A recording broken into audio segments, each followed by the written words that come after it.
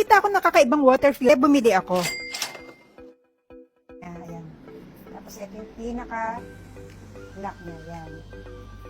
So, ipasok na natin dito sa gripo. Ayan. Meron siyang pang-filter ng tubig. Ayan.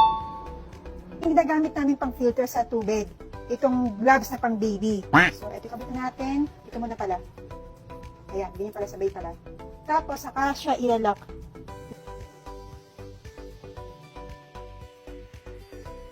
So, ayan siya. Subukan natin kung gaano siya kaganda.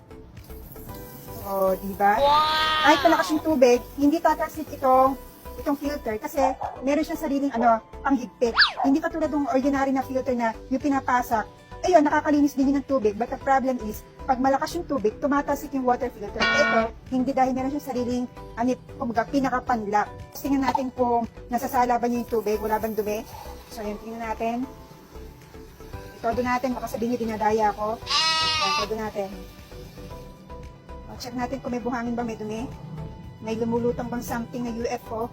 Wala. Sa murang halaga, mas effective pa siya kaysa dito sa ginagamit namin na gloves sa pang baby. At ang mahirap pa dito, pag nagtagal ito ng mga ilang araw, nagkakaroon siya ng butas. Kasi nga, pag malakas yung pressure ng tubig, nagkakabutas na ito. Okay na okay siya. Pag ilalapit niyo, meron siyang sariling filter. Ayan o.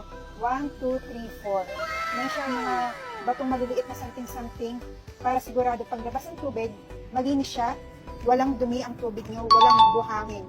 At dalawa pa yung binili ko para pang-reserva. Sa mga interesado dyan na napainintay nyo, i-click nyo lang yung yellow basket at baka maubusan pa kayo.